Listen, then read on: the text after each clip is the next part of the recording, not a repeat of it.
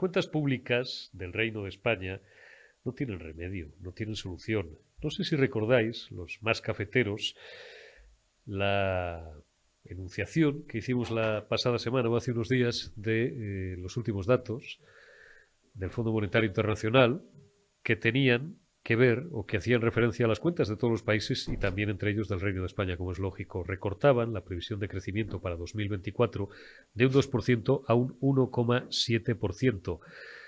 Aumentaban, lamentablemente también, en unas décimas las expectativas de inflación. Voy a intentar saturaros con el menor número de datos posible este editorial, este brazo, porque me interesa al final que quede la música general, por encima incluso de la letra. Leo que en las últimas horas doña Nadia Calviño, vicepresidenta primera del Gobierno, que lo es todavía en funciones hasta que la quite la silla Escrivá, que esto es lo que se barrunta en medios políticos en las últimas horas, no le quite la silla, él figura, si realmente llega a ser investido, pues haga el nuevo diseño de su gobierno. Digo que Nadia Calviño traslada una revisión, lo llaman así, bueno, es un cuadro macroeconómico con arreglo al cual habría que hacer si es que llegan a aprobar los presupuestos generales del Estado para el próximo año y por tanto revisan previsiones, las últimas las habían publicado el 28 de abril, en el sentido siguiente. El Gobierno eleva el crecimiento de este año en 3 décimas, el de este año cuyo cierre de ejercicio es el 31 de diciembre, hasta el 2,4, pero vamos al que interesa, que es el 2024, que es donde van a venir las bofetadas. Desde el primer trimestre, ya os lo anunciamos el otro día, vienen curvas, rebaja, digo, en 4 décimas la estimación de crecimiento del PIB para el próximo año. Habían dicho en abril 2,4%, ahora dicen 2%. Vuelvo a repetir que, según el Fondo Monetario Internacional, el Producto Interior Bruto del Reino de España no va a crecer más allá del 1,7% durante el próximo ejercicio. Y creo que la señora Cristalina, que me encanta, siempre os lo digo, me encanta el nombre de la responsable del Fondo Monetario Internacional, es muy generosa en las previsiones para España. Solamente un dato más. En cuanto a la previsión de la evolución del mercado de empleo, bueno, pues el Gobierno había previsto en abril que en 2024 repuntara el empleo a tiempo completo en un 2,3%. Ahora proyecta solamente un crecimiento del 1,4%, reduce en un 9% las expectativas de crecimiento del mercado de empleo, del empleo a tiempo completo, vamos, para entendernos. No os voy a castigar con más datos. Esto simplemente es una mera aproximación a lo que nos viene. Y lo que nos viene no es bonito. Os lo he repetido en muchísimas ocasiones, os lo repito igual, en nuestro programa político, en la retaguardia. A veces me acusan algunos de ser, bueno, estridente es posible, ¿no? Estridente es cierto que en los últimos años pues, nos hemos convertido a ello después de haber sido muchos años mesurados y equilibrados. Pero lamentablemente uno se ha dado cuenta de que, sin necesidad de dar voces, pero si no acentúas un poco incluso determinados calificativos, hay buena parte del respetable que no incide en la gravedad de lo que nos está pasando. Os digo muchas veces que la realidad política no es bonita y aquí tenemos la obligación de contarla en toda su crudeza, sin tampoco recrearnos, pero contarla.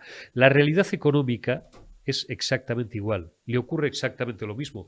No es bonita y, por tanto, pues aunque nos acusen de generar miedo, no digo ya de sembrar bulos, porque esto es muy del gusto de este gobierno, que a las verdades del barquero y a los datos y a los números contra los que no valen opiniones, los llama bulos, los llama fake news, bulos. Bueno, pues digo, nos acusan de ser quizás en exceso catastrofistas.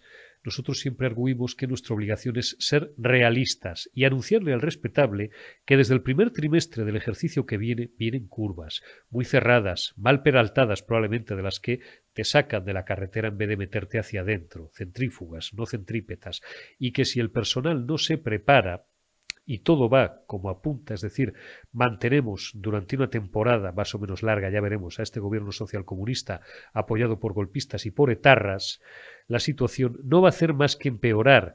Dentro de unos minutos vamos a charlar, voy a tener la oportunidad y el privilegio, y se lo agradezco, de charlar, porque ha venido hasta aquí, con uno de los mejores economistas de España, con Rubén Manso. inspector del Banco de España, todos le conocéis, doctor en Ciencias Económicas y Empresariales y uno de los cerebros económicos de Vox, diputado que lo fue durante la última legislatura de este grupo político, junto con Iván Espinosa de los Monteros. Hablo de la economía, ¿no?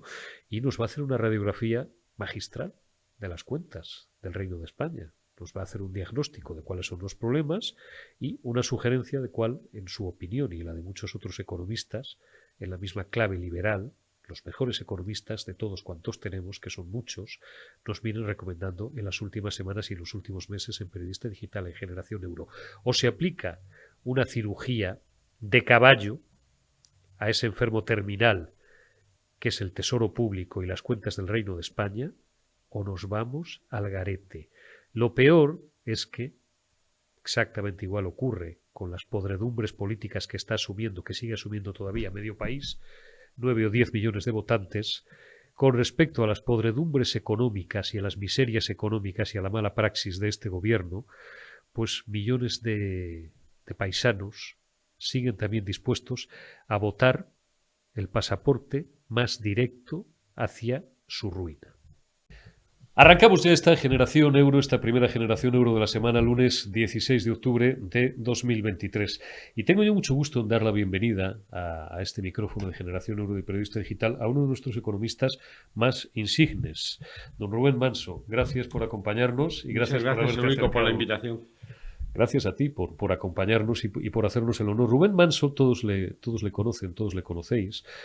Probablemente, a lo mejor, por su responsabilidad política más reciente, ha sido diputado de Vox en la última legislatura, pero Rubén Manso es uno de nuestros economistas, como digo, más eminentes, nivel pues nuestros queridos amigos, Daniel Lacalle, José Ramón Riera, María Blanco González. Habéis compartido, por cierto, hace unos días, creo, un interesante aquelarre, en el buen sentido de la palabra, sí, en Andorra. Sí, un aquelarre muy interesante. Yo lo he seguido, y habéis tenido además al amigo Wall Street también. Sí, Wall Street, que era el brujo jefe, ¿no? Era el que lo había organizado. Sí, sí. Y efectivamente la palabra aquelarre estaba muy bien, ¿no? Porque era un aquelarre de antiestatistas. Sí. Un aquelarre antiestatistas. Rubén Manso es, y le admiro doblemente por eso, igual que conservo una gran admiración por María, igual que por Daniel, que viene por aquí todas las semanas, por mi buen amigo José Ramón Riera, y por otros muchos, es un conspicuo liberal. Ya sabéis que los liberales somos gente acostumbrados a que nos disparen desde todas partes, desde la izquierda y desde la derecha. Rubén Manso es inspector del Banco de España, lo cual ya es una de las oposiciones más prestigiosas de la Administración Civil del Estado en España, lo cual ya merecería todos los respetos, e insisto, doctor en Ciencias Económicas y Empresariales, y con una experiencia política, don Rubén, que no sé si ha sido grata en los últimos años, a raíz de su, no inclusión en las listas, como la de Víctor Coelho de Portugal, la de Víctor Sánchez del Real. Iván Espinosa de los Monteros se fue porque, no sé si porque quiso, porque le enseñaron la puerta en agosto. Con Iván, por cierto, cruzábamos algún mensaje en agosto. Le pregunto, muy de puntillas por cuestiones políticas, y luego pasamos a hablar de economía. ¿Qué ha pasado en Vox en los últimos meses, en su opinión? Bueno, pues yo creo que ha pasado lo que veníamos diciendo hace un momento fuera del micrófono, ¿no? Se ha instaurado esa frase de que el partido se mejora depurándose, ¿no? Sí, pero eso es de Lenin. Sí, bueno, pues es que en eso estamos. O sea, es decir, yo lo he dicho ya varias veces, que el partido se está estalinizando, ¿no? En el sentido de que eso es muy el partido político, no solo de este. De todos. Dicho, ¿no? Tienden a la estalinización, ¿no? A una élite, a una oligarquía, ¿no? Que va cerrando la posibilidad de la discusión, ¿no? Que va creando como unas carreras funcionariales de gente joven de la que se fía porque va formando, ¿no? Y que va, pues digamos, quitando la excrecencia que suponemos, pues ya la gente de más edad, más criterio, que abrimos el debate, ¿no? Y yo creo que eso es lo que ha pasado, ¿no? Entonces yo creo que estamos en esa línea puramente ya no es estalinista, esta es leninista, de que el partido mejora depurándose, ¿no? Entonces han depurado. ¿Tiene futuro Vox, señor Manso? Lo digo a la luz de algún artículo reciente que he leído de ti, coincidiendo también, como coincidíamos fuera de micrófono, que una fuerza como Vox sigue siendo necesaria, en cierta medida, para dar un poco el contrapunto a las limitaciones del Partido Popular. Pero ¿qué futuro tiene Vox? De aquí, usted que conoce bien el paño desde dentro. Que hace falta un partido a la derecha del PP, o no sé si a la derecha, porque ya la línea izquierda-derecha es complicada, sí, ¿no? A mí me gusta más estatista, antiestatista, ¿no? Coincido. Vale, hace falta un partido antiestatista en España, que no es que seamos anarquistas ni anarcoliberales, que a lo mejor alguno lo es, pero precisamente por eso, porque tiene que haber un cierto debate, ¿no? Yo, por ejemplo, me califican minarquistas, Estado pequeño, Estado reducido. Que es necesario un partido que represente esa mentalidad, como estamos viendo en Argentina, con Milei. Pues claro que es necesario. Ese partido es necesario. En ese sentido, Vox, si toma esa línea, yo creo que tiene futuro. Ahora, en la línea que ha tomado, yo creo que se va a ir viendo reducido a un partido pequeñito. De hecho, estuve viendo este fin de semana ya las encuestas de Electomanía, le dan 21 escaños, desde 33, ¿no? Se va a ver reducido a un partido pequeñito. Y yo no sé si es que la actual dirección también ha perdido la sana ambición por el poder, porque este era un partido que lo que quería era alcanzar el poder. Bueno, se supone que debería ser... Para poder influir fuertemente, no se conformaba con ser un partido, oiga, aquí tengo 20 escaños y bueno, pues de vez en cuando me cuelan una cosita. No. Y sin embargo da la sensación de que ya, oiga, pues mira, si sacamos 20 escaños, nosotros 20, claro, por supuesto, los puros, y pues ya estamos bien, ¿no? ¿Para qué más? Pero claro, con eso no cambias nada. Haces alguna reforma cosmética, sacas alguna cosita que está muy bien, como el PIN parental, y seguimos en lo mismo. Y poco más. Ha mencionado a Javier Milei, y me viene bien para usarlo como bisagra ir a cuestiones económicas. Javier Milei, fíjese si es necesario, Javier Milei en Argentina, que en los últimos días le quieren meter en la cárcel, el todavía presidente, ¿no? El pirómano le acusa de... la metáfora no es mía, es de Rayo, me parece brillante. El otro día en su videoblog, lo podéis consultar porque es fenomenal, tiene algunos destellos absolutamente brillantes, como el canal de Daniel Lacalle, que os lo recomiendo todos los lunes, porque todos los lunes nos suele acompañar. Decía Rayo, y suscribo, que intentar meter en la cárcel a Milei es como intentar encarcelar al buen ciudadano que lleva años advirtiendo contra el pirómano, que quema el bosque, y coño, llegan los pirómanos y cuando ya el bosque está prácticamente abrasado y acusan y quieren meter en la cárcel a ese buen vecino pues por haber infundido el pánico a que se estaba quemando el bosque. Milei dice que el peso no vale nada, que no vale nada porque lo han depreciado los sucesivos gobiernos peronistas con una hiperinflación que está, creo, ya en el 124% y le quieren meter en la cárcel. Milei es una esperanza para Argentina. ¿Es irreproducible, Rubén, el fenómeno de Javier Milei en España? Yo digo porque dije el otro día, se reía Lacalle conmigo y alguno más, lo he dicho varias veces, que ojalá pudiéramos hacer una Milei copias, ¿no? Y hacer fotocopias de Milei para España y para el resto de Europa. Bueno, los individuos raramente son copiables. Son copiables, ¿no? O sea, son individuos, todos somos singulares. Hombre, yo creo que una postura como la de Milei es totalmente... Se podría mantener en España. Ahora, ¿quién la podría mantener? Y no tendríamos que esperar que la mantuviera como la mantiene Milei, que para el gusto español pues resulta un poquito histriónico, ¿no? Estridente, populista, ¿no? Bueno, es que histriónico, ¿no? Histriónico y estridente, estoy de acuerdo, ¿no? Populista te van a acusar de todas maneras, o sea, en cuanto digas algo contra el establishment ya eres populista, ¿no? La mitad, digas lo que digas, la mitad se va a posicionar. Exacto, ¿no? Pero bueno, podría ser quien... Ahora, ¿quién? Es difícil, ¿no? Es difícil. Pero yo creo que el discurso de Milei, con unos toques menos histriónicos y menos estridentes, se podría mantener, porque al fin y al cabo, ¿qué defiende? Defiende la vida. Desde la concepción natural hasta su extinción. Bueno, también por ahí le han intentado dar, con todos los respetos, porque aquí hemos tenido debates en estos micrófonos, ¿no? Y hay compañeros que defienden otra cosa, pero le han intentado dar también por eso. Sí. Por lo tanto, el público más conservador no debería estar... No, defiende la propiedad privada.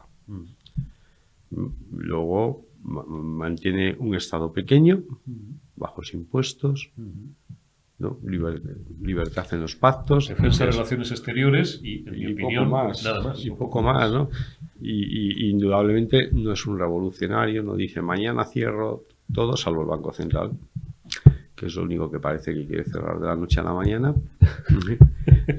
Pero todo lo demás yo creo que lleva un programa, vamos a decir, reformista. Más que nada porque, como decía Lucas Beltrán, no podemos, una vez convencido a un hombre que va en un avión de que es mucho más seguro ir por el suelo, lo que no podemos permitir es que se tire por la ventana, ¿no? Entonces, bueno, pues yo creo que perfectamente, ¿no? Lo que pasa es que ¿quién es el individuo, ¿no? La política en España es, bueno, pues como en Argentina, hasta que surge un individuo muy, muy valiente o se den las circunstancias. Le cortan las alas. El sistema, que hemos hablado muchas veces también con Mario Conde y con muchos otros que lo han escrito y lo han dicho después de él, el sistema con ese mayúscula es implacable. Hágame, doctor Manso, un diagnóstico y luego vamos a la cura o a la medicación.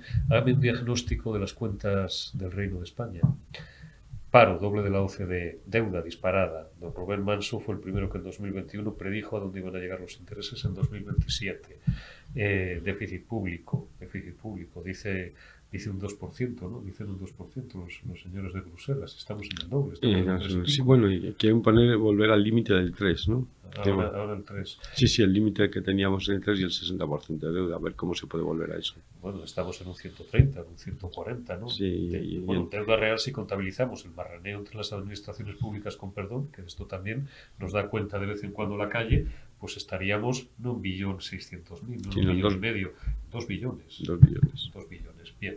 Desempleo, pues hemos dicho, el doble que en la OCDE, casi un 30% paro juvenil, con unas cifras maquilladas, manipuladas, con las que nos intoxica el gobierno, utilizando como herramienta e instrumento político al Instituto Nacional de Estadística, y que además luego les dan pie a arremeter contra la oposición en sede parlamentaria, y tú lo has vivido 4 años, porque la oposición, que cuenta la verdad del cuento, el PP y Vox básicamente, impagables aquellos enfrentamientos entre Iván Espinosa y Nadia Calviño, es la que, según Nadia Calviño y según Escrivá, que es el que más se cabrea con esto, es la que difunde bulos y la que difunde fakes.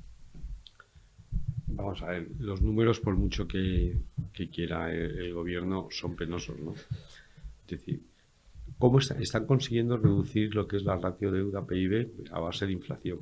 Algo que ya les advertimos en comisión que terminarían yendo. Es decir, en el fondo están relativamente cómodos con la inflación, mucho más de lo que nos creemos, porque va a ser la manera de erosionar, ¿no? De erosionar la deuda.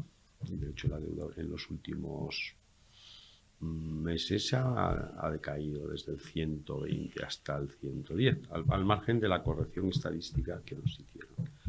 ¿Vale? El déficit público primario, es decir, la diferencia entre ingresos y gastos antes del pago de intereses, debe estar en el entorno del 5%. Eso es inasumible y nadie quiere hablar de reducción de gastos, porque enseguida te dice, usted quiere reducir, usted quiere acabar con el estado de bienestar. No, yo lo que quiero es que sea sostenible. Es que esto, a lo que ustedes están llevándonos, es pan para hoy, hambre para mañana. Y de hecho el deterioro de los servicios públicos, pues es evidente para mucha gente. Claro, es decir, no se produce el colapso que yo creo que a veces se equivoca la derecha. A veces la derecha, cuando van a subir los tipos, dice, uy, como suban los tipos no van a poder pagar los intereses. No, sí, porque se va renovando, eso se va notando poco a poco. No conocemos ningún gobierno que haya amortizado un céntimo de deuda pública. Lo que van haciendo es refinanciar. Refinanciar deuda corta, un deuda media. Eso es, y ahí estamos, ¿no? Lo mismo. Oiga, es que no van a poder pagar las pensiones. No, lo que van haciendo, lógicamente, es ir deteriorándote las condiciones de acceso a la pensión, ¿no? Y pues ahora necesita usted 2 años más, terminarán tocando pues la base reguladora. Lo vemos. Y con los servicios públicos pasa exactamente lo mismo. Ahora, ¿qué es lo que no consiguen ocultar? Pues que efectivamente la deuda se paga, las pensiones se pagan, los salarios se pagan. Lo que no van consiguiendo es la sensación que tienen los españoles de que hay un deterioro económico, de que cada vez se vive peor, de que cuando uno mira hacia atrás, pasados 20 años, dice, no. Pierdes. Estamos perdiendo. Eso es lo que no consiguen solucionar, ¿no? Y Y estamos en eso, porque como no se quieren afrontar las grandes decisiones que hay que tomar, que es, oiga, vamos a redefinir el tamaño del Estado, los servicios que puede prestar, vamos a ver cómo podemos, a partir de ahí, bajar impuestos para que se cree riqueza, para que lo que haya es un incremento de trabajo creado por el sector privado y no como ahora, que el gran creador de empleos es el sector público, y que el número de horas trabajadas no trabajamos más que en el 19, oiga, sí, tenemos muchos más cotizantes, pero el número de horas trabajadas son ahora mismo las mismas que en el 19, es decir, no hemos crecido. Cada vez hay más gente que trabaja menos horas y más gente en el sector público, cosa de la que se ufanan con cierta frecuencia los hermanos Garzón, los dos, Alberto y Eduardo, que no sé, bueno, sí sé dónde les dieron el grado en economía, no sé en qué estarían pensando quienes lo hicieron, se ufanan de que haya no sé cuántos millones de funcionarios, de gentes que viven del sector público, que cada vez son más, y cada vez menos gentes del sector privado, les pagamos la fiesta, les pagamos el sueldo. Bueno, esa es la maldita ruina. Bueno, pues podemos llegar no sé, a la República Democrática Alemana, ¿no? Sí, por ejemplo. O a la Unión Soviética, donde todo el mundo era funcionario. Resucitar a Honecker. Que, claro, la República Democrática Alemana, me acuerdo que después de la unificación se intentó, ¿cómo se dice esto? Privatizar una fábrica de máquinas de escribir en favor de la Olivetti, para que nos hagamos una idea. Y la Olivetti tenía carta blanca para quedarse en la plantilla que quisiera. Se quedó con 800 empleados. Tenía 12.000. Claro, entendámonos, si lo que el sector privado es capaz de fabricar 800, tú tienes 12.000, pues efectivamente no hay paro. Habrá un tío que dé sombra al botijo, ¿no? Otro, no sé. Sí, pero eso hay que pagarlo. Eso hay que pagarlo. Entonces, los números no son buenos. Es decir, el número de horas trabajadas no ha crecido, la productividad, por lo tanto, se resiente, el déficit primario sigue siendo elevado, la pérdida de poder adquisitivo la puedes medir a través del IPC o de cualquier indicador, pero yo creo que a las familias les preocupa mucho más precisamente la inflación, la inflación que excluyen de la subyacente, que son la alimentación y la energía, que es ir a la compra. Y pagar la luz. Y lo que vamos viendo todos es que, mire, las estadísticas usted puede jugar como quiera, incluso no falseándolas. Incluso usted quiere medir esto, quiere medir lo otro, está muy bien. Pero la sensación del español en los últimos 20 años es un deterioro continuo y constante, es un empobrecimiento continuo y constante. Y gracias a ese empobrecimiento continuo y constante, pues se va capeando el temporal. O sea, claro, lo que sería terrible es esas cosas que hace a veces la derecha de como siga así, no pagan las pensiones. Claro, eso sí sería terrible, claro. No pagan las pensiones, pues claro, revolución. No van a pagar la deuda. Revolución, claro. Pero es que eso no se va a producir. La deuda se irá refinanciando. Cada vez la parte de intereses será más alta. Lo que acababas de decir, que en el 27 nos vamos a 45.000 millones, cuando el año pasado estábamos pagando 30.000 millones anuales de intereses. Nos han alargado 2 años la edad de jubilación, que a lo mejor era necesario, pero que lo digan claramente, que sean claros que eso es un recorte de tus derechos consolidados. Te terminarán tocando la base reguladora, lo que sea, ¿de acuerdo? Todo menos reconocer que el modelo no está funcionando. Y te van a decir, oiga, hay otros países, oiga, ahí tiene usted Irlanda. O ahí tiene usted la lista de los países de la Unión Europea y creo que estamos el último o el penúltimo en crecimiento. Sí. En crecimiento. Creo que ahora estamos en paro. Nos hemos puesto los últimos que no lo éramos, hemos adelantado a Grecia y en crecimiento acumulado desde el 19 creo que estamos los últimos o los penúltimos con Alemania, que encima es el motor. Que encima es el motor. Pero luego tiene usted países que van francamente bien, como son las antiguas varios países del antiguo bloque comunista e Irlanda. ¿Y por qué han optado todos por liberalización e impuestos bajos? Irlanda, tan es así que las grandes Big Tech norteamericanas, o buena parte de ellas, se han residenciado fiscalmente en Irlanda, porque ahí están pagando un tipo efectivo de sociedades de un 10 o un 12%. Aquí en teoría pagamos 12%, aquí pagamos el 25%. Me pongo un poco más catastrofista, don Rubén.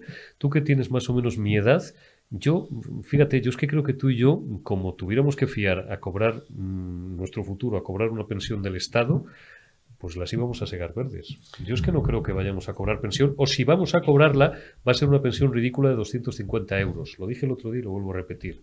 No sé si con esto voy a provocar al doctor Manso. No, sí le vas a provocar. Nosotros vamos a cobrar pensión. Vamos a cobrar una pensión que probablemente no se compadezca con las expectativas que tuvimos. Ya. Ni con lo que hemos cotizado, ni con lo que hemos cotizado durante 35 o 40 años. Que es distinto. Pero ese es el sistema por el cual no quiebra nunca, ¿no? O sea, no quiebra, que son quiebras parciales. Esto es una estafa son quitas. Es una estafa piramidal. Claro, lo que se parece es a quitas. ¿Entendemos? Es decir, la quiebra es mañana no te pago y la quita es de... Págame aunque sea el 30%. Págame aunque sea el 30%, efectivamente. Entonces lo que estamos haciendo es quitas desde hace tiempo. Desde hace tiempo venimos haciendo pequeñas quitas en las pensiones, ¿no? Diagnóstico hecho, solución, posología, paracetamol, antibiótico en vena, algo más fuerte. No, yo creo que hay que hacer una reforma fuerte. O sea, yo sí creo en una reforma fuerte. Es decir, probablemente, por ejemplo, en el tema de las pensiones, a partir de cierta edad, que ya tienes escasas posibilidades de maniobrar, hay que respetar el sistema de reparto, pero hay que ir introduciendo un sistema de capitalización progresivamente para la gente más joven. ¿Cómo se hace esa transición? Bueno, la transición se hace simplemente repartiendo las cotizaciones. Una sigue yendo al sistema de reparto y otra parte va al sistema de capitalización.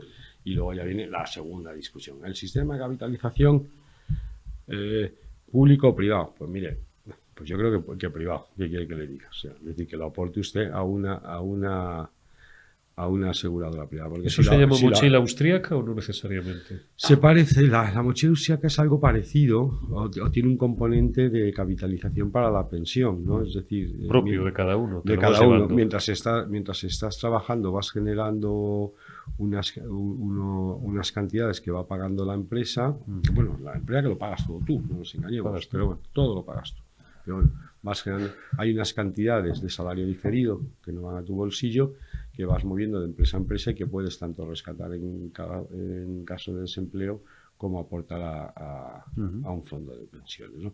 Esa es otra, ¿no? Que he dicho, siempre lo pagas tú.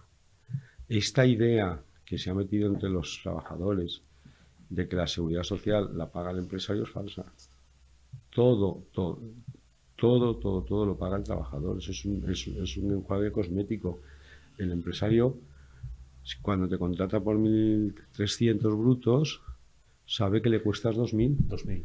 Y por lo tanto, los números que se hace es, ¿este señor me va a producir 2.000 euros o no me va a producir 2.000 euros? Correcto. ¿Valoro sus servicios en 2.000 euros? Porque a veces no es tanto me produce como valoro sus servicios, puesto que son de otro estilo. Sí, lo que este señor hace vale 2.000 euros. Y me genera 2.000 euros para la caja. 2.000 euros para la 2.000 caja. como mínimo, para que me salga lo comido por lo servido. ¿Los puedo pagar? Los puedo pagar. Los pago. Pero claro, al trabajador contratamos 1.300. O sea, la diferencia es la seguridad social. Todo lo pagan. Todo es cotización a cargo del trabajador. Y el día que los trabajadores sean conscientes de eso, se dan cuenta de que hay muchos servicios públicos que podrían haberse autocosteado. Claro. Y el Estado, en todo caso, lo que deberá es a aquellos trabajadores que no producen lo suficiente para autocostearse, eso, ayudarles. Pero no proveérselos. No proveerlos. Que ha sido por donde nos han metido este crecimiento del Estado. La Constitución dice que el Estado garantizará, y han confundido la garantía con la provisión. El Estado no dice que tenga que proveer la educación y la sanidad. Dice que los tiene que garantizar. Habrá sitios, lógicamente, donde los tenga que proveer porque no habrá quien lo haga. Será el único modo de asegurar la garantía. Pero en general el Estado debe irse circunscribiendo a sus funciones básicas, porque es que si no colapsará lo que estamos viendo en Suecia. El fuerte crecimiento del estado del bienestar absorbe tantos recursos que al final lo que falla es el núcleo duro del Estado, que es la seguridad exterior, la seguridad interior, ¿no? Cosa de la que Suecia tiene un gravísimo problema. La justicia y la representación exterior. Eso. Y si te falla el núcleo interior, el exterior te terminará fallando, porque es el núcleo interior el que asegura los ingresos. Los ingresos, ¿no? Nos gusta, ¿no? Se cobran gracias a que hay Guardia Civil y tribunales.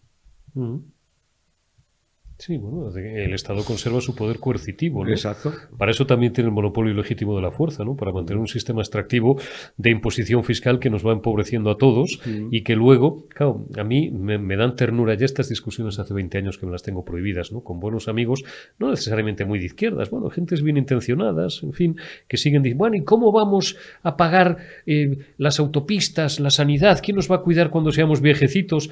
Coño, yo siempre digo, si es que el estado del bienestar, que es uno de los mayores engaños a los que se ha sometido, en mi humilde opinión, desde hace décadas a la mayor parte de la población, pues sin ir más lejos en Europa, lo que hace es que tú, de 4 que entregas, realmente recibas 1. Los otros 3 se consumen en burocracia estatal, en pagar a toda la casta política. Yo estuve, siempre lo cuento, 3 meses en Bruselas y salí huyendo de allí, cuando vi aquellos 3 edificios y aquellas 8.000 personas allí metidas dentro. Y es una cosa que, bueno, pues gentes, y no necesariamente de izquierdas, bien pensantes, digo, no acaban de visualizar, no se acaban de convencer, porque piensan que el dinero se autogenera o cae de los árboles. Bueno, claro, y es que, pero vamos a ver, ¿por qué no va a ser el sector privado el que nos dé todos esos servicios? Porque se piensa que es egoísta y que siempre actúa... Pero todo el mundo reconoce que es el que más eficientemente produce, ¿no? Sí, o sea, eso es verdad. Es decir, la alimentación, ahora se empieza a poner en duda, que es el bien más básico, no lo produce el Estado. ¿Por qué? Porque nos hemos dado cuenta que los agricultores y ganaderos lo consiguen a buen precio. El vestido, tampoco estamos ahí. Seguimos con la vivienda, digo, por hacer orden. La vivienda, lo único que nos quejamos es de la intervención pública, que es la que genera los precios disparatados. Ayer venía yo por la carretera y hay que ver la cantidad de terreno que hay alrededor de Madrid, ¿no?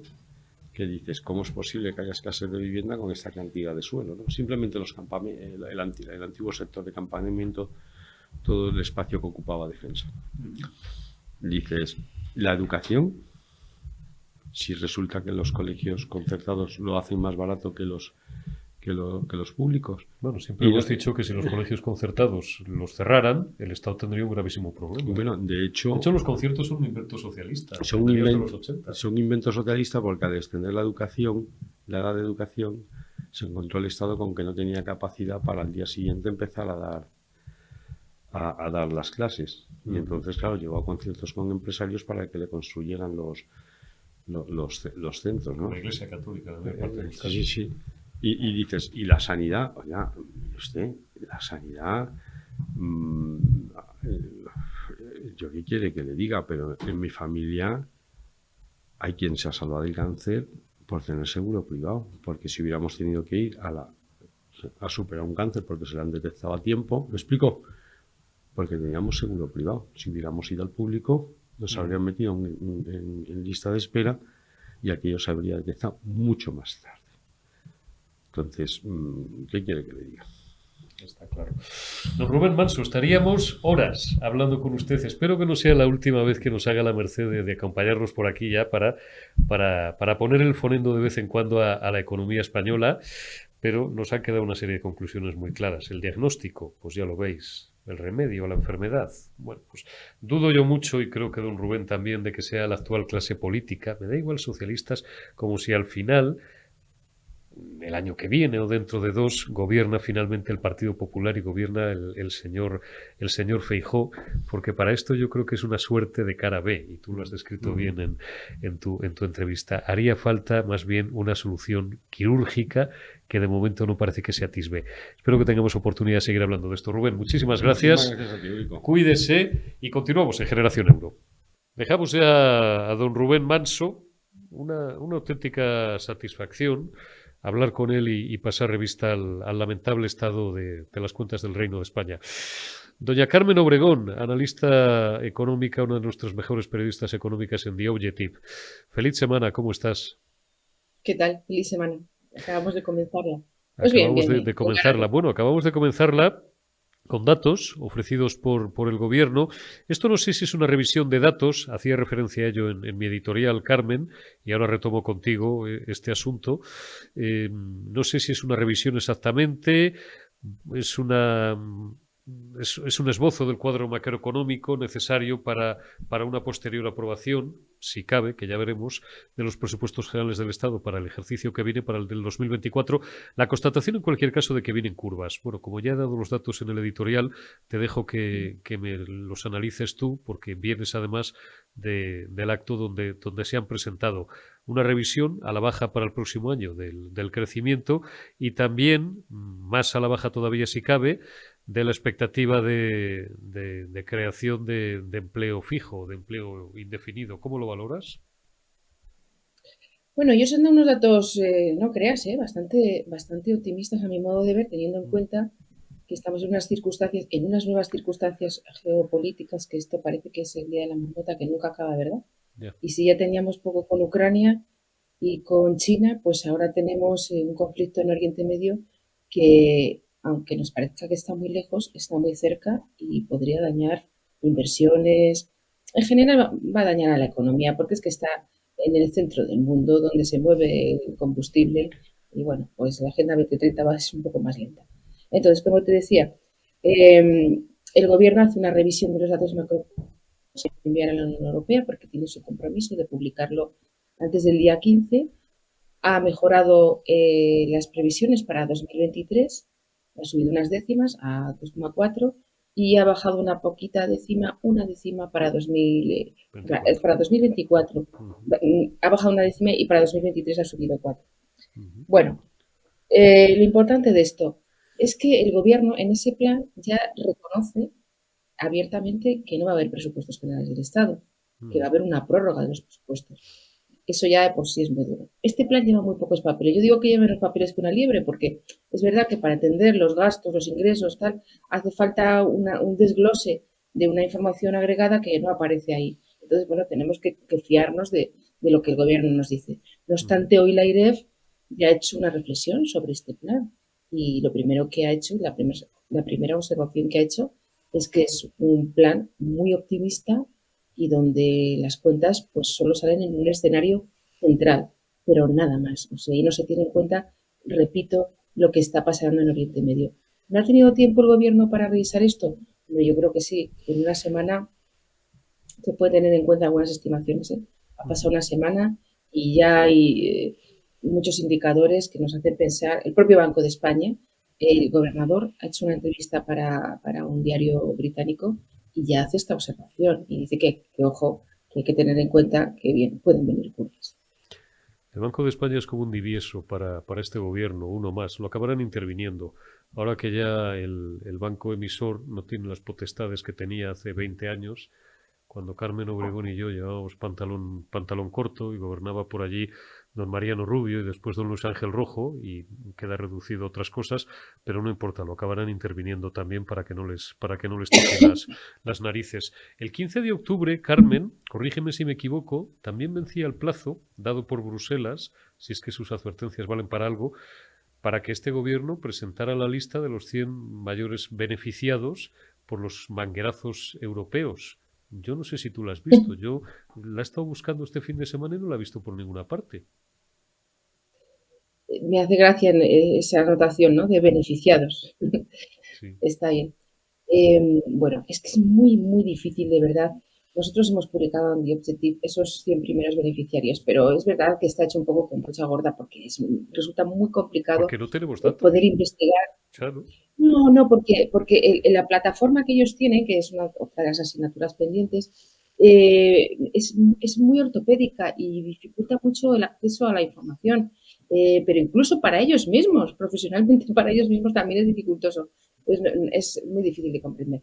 Bueno, pues efectivamente el gobierno también tenía un tope, una fecha tope para poder enviar los nombres de los 100 primeros beneficiarios. Ojo que ya lo han enviado 19 países y los que no lo han enviado, ya te aseguro que no son países a los que les importen mucho los fondos porque tienen menos volumen de dinero que el que tiene España o como Italia, que somos los dos principales perceptores de estos fondos.